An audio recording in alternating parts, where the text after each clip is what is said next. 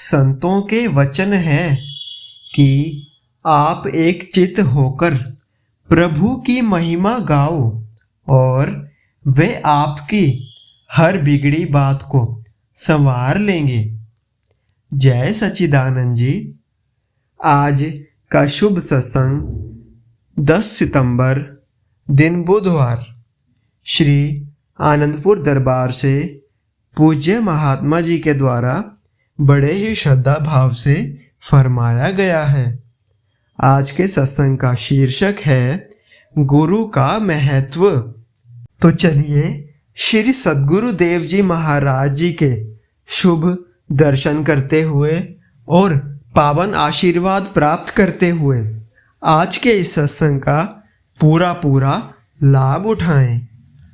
अगले स्वर पूज्य महात्मा जी के होंगे। उठो गुरुमुख उठो। श्री गुरु महाराज जी का हुक्म है गुरुमुख उठो। श्री गुरु महाराज जी का हुक्म है गुरुमुख उठो। त्वमेव मातास्य पिता त्वमेव त्वमेव बन्धुश्च सखा त्वमेव त्वमेव विद्या द्रविणं त्वमेव त्वमेव सर्वं मम देवदेव। आप प्रगटे इस जगत में जीव काज सुधारने, शब्द नाव बनाए सुंदर दुखित जीव उबारने। नम्रता और दीनता से भेंट सतगुरु लीजिए, मैं हूँ शरणागत तुम्हारी दास अपना कीजिए। मैं हूँ शरणागत तुम्हारी दास अपना कीजिए। सौभाग्यशाली गुरुमुख सज्जन मंडली, सन्मुख सुशोभित दिव्य श्री सिंहासन पर विराजमान हमारे परम इष्ट देव श्री 108 श्री सद्गुरु देव दाता दयाल जी महाराज जी के परम सुंदर परम मनोहर दर्शन दीदार करते हुए ऊंची और मधुर स्वर में खुलकर बोलो जयकारा बोल मेरे श्री गुरु महाराज की जय। गुरु बिन ज्ञान न उपजे, गुरु बिन मिले न मोक्ष, गुरु बिन लखे न सत्य को, गुरु बिन मिटे न दोष। सतगुरु मिले तो पाइए भक्ति मुक्ति भंडार, दादू सहजे देखिए साहिब का दीदार। गुरुमुखो, संसार में सद्गुरु के बगैर जीव को ज्ञान की प्राप्ति नहीं होती और मोक्ष भी नहीं मिलता तथा सत्य असत्य की पहचान भी नहीं होती और जन्म मरण के आवागमन के जो जीव को दोष लगे होते हैं वो भी सद्गुरु की कृपा के बिना दूर नहीं होते। संत दादू दयाल जी महाराज जी फरमाते हैं कि सद्गुरु के मिलने से भक्ति मुक्ति का भंडार मिल जाता है। जीव सद्गुरु की आज्ञा में रह कर के अपने जीवन को भक्ति के सांचे में ढाल लेता है तो सहजे ही सद्गुरु की कृपा से अंतर में मालिक के दर्शन हो जाते हैं और जीव आवागमन के चक्कर से छूट जाता है।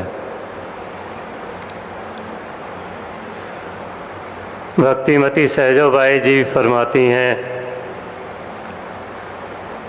कि हरि ने जन्म दियो जग माही, गुरु ने आवागमन मिटाही।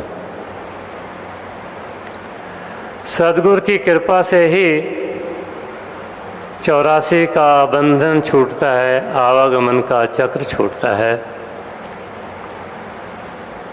एक बार देवऋषि नारद जी और तीनों लोकों में भ्रमण करते थे, जहाँ भी जी चाहे वहाँ पहुँच जाते थे। देवलोक में, विष्णु लोक में, पृथ्वी लोक में, पाताल लोक में, हर जगह वो विचरण करते थे और भगवान विष्णु के परम भक्त थे। हर समय उनकी याद में नारायण हरि का जाप करते रहते थे। एक बार नारद जी विष्णु लोक में गए, भगवान विष्णु के दर्शन किए और वापस आने लगे। जब एक बार वापस आ गए तो कुछ समय बाद फिर उनको ख्याल आया और वो विष्णु लोक में पहुंच गए। तो क्या देखते हैं कि जहाँ वो बैठे थे उस जगह को भगवान विष्णु साफ करवा रहे थे, धुलवा रहे थे। नारद जी सोचने लगे कि ये क्या बात हुई। उन्होंने भगवान विष्णु से प्रार्थना की कि इसका रहस्य आप बताइए, ये क्या हो रहा है। तब भगवान विष्णु ने फरमाया कि हे नारद, जब जब भी आप आते हो और जाते हो तो हमें ये स्थान साफ करना पड़ता है, क्योंकि आपने गुरु धारण नहीं किया। नारद जी सोच विचार में पड़ गए। नारद जी ने विनय की, भगवान आदेश करें, मैं किसको गुरु बनाऊं, कैसे करूं। तो गुरु भगवान विष्णु ने फरमाया कि आप पृथ्वी लोक में जाएं और सुबह सवेरे जो भी प्रथम मिले उनको आप गुरु बना लेना। जब सुबह सवेरे नारद जी जाने लगे तो सामने से एक मछुआरा धीमर आ रहा था। तो नारद जी ने विचार किया कि भगवान की आज्ञा है तो मैं इन्हीं को गुरु धारण करता हूँ, और उनके पास जाके दंडवत वंदन करके उनको प्रार्थना की कि मुझे अपना शिष्य बना लो, मुझे दीक्षा दो। उन्होंने उस मछुआरे को गुरु धारण किया और दीक्षा प्राप्त की। फिर जब विष्णु लोक में देवऋषि नारद जी पहुँचे दोबारा, तो भगवान विष्णु ने पूछा कि क्या तुमने गुरु धारण कर लिया। तो भगवान को विनय करते हैं कि हाँ भगवान, गुरु तो धारण कर लिया है, पर इतना कहना था कि भगवान विष्णु ने एकदम से टोक दिया कि गुरु पर जो ये अश्रद्धा हुई तुम्हारी, तो ये ठीक नहीं है। अब तुमको 84 लाख योनियाँ भुगतनी पड़ेंगी, उसके बाद तुम्हारा फिर गुरु उद्धार करेंगे। तो नारद जी चिंता में पड़ गए और विनय की कि महाराज, इससे छुटकारा पाने का कोई मुझे साधन बताओ। तो भगवान ने फरमाया कि वो गुरु महाराज ही तुम्हें साधन बताएंगे। अब तुम गुरु महाराज जी की शरण में दोबारा जाओ और अपने किए की माफ़ी मांगो और फिर वो आपको उद्धार का रास्ता देंगे। देवर्षि नारद जी दोबारा वापस आए और गुरु महाराज के चरणों में दंडोत वंदन करके अपनी भूल की क्षमा मांगी और सारा वृत्तांत विष्णु लोक का सुना दिया। गुरु महाराज तो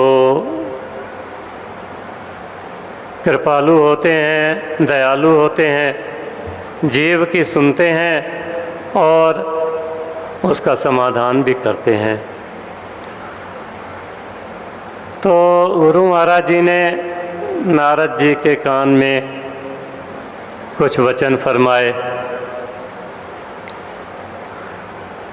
जिनको सुनकर नारद जी दोबारा विष्णु लोक में आए और विष्णु भगवान ने पूछा कि गुरु महाराज जी मिले। उन्होंने विनय की, जी महाराज जी,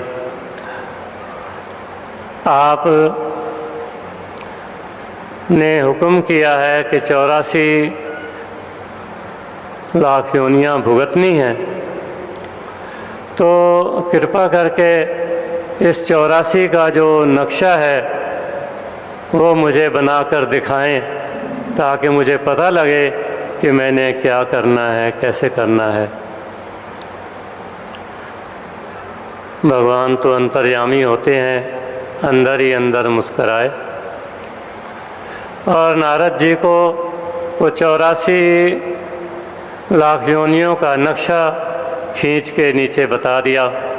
84 खानी बना दी और हर चीज़ का ज्ञान दे दिया कि ऐसा ऐसा करना है। नारद जी बड़े ध्यान से देखते देखते उसी नक्शे के ऊपर लोट-पोट होने लगे। तब भगवान ने पूछा, नारद जी ये क्या कर रहे हो? तो उसने विनय की, महाराज जी ये 84 भी आपकी बनाई हुई है और वो 84 भी आपकी बनाई हुई है, तो मैं ये 84 भुगत रहा हूँ।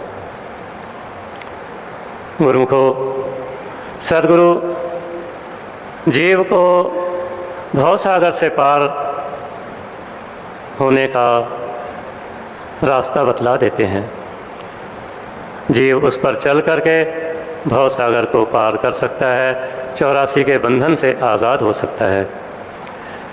हम गुरुमुख जन कितने भागशाली हैं कि हमें श्री श्री 108 प्रातः स्मरणीय जगत वंदनीय श्री श्री 108 श्री परमहंस दयाल जी महाराज जी द्वारा इस भक्ति के दरबार में और उनके ही षष्ठम रूप में हमारे परम आराध्य देव श्री सद्गुरुदेव दाता दयाल जी महाराज जी की चरण शरण प्राप्त है। और हमें दिन रात सत्संग वचनों से सचेत किया जाता है और हर समय ये प्रेरणा दी जाती है कि गुरुमुखो भक्ति के नियमों की पालना करके अपने जीवन को संवार लो।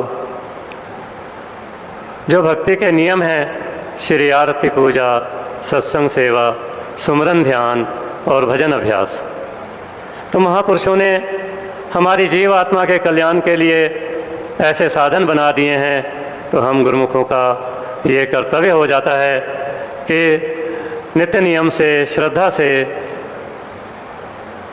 इन नियमों की पालना करते हुए अपने जीव आत्मा का कल्याण करना है और महापुरुषों की प्रसन्नता प्राप्त करनी है।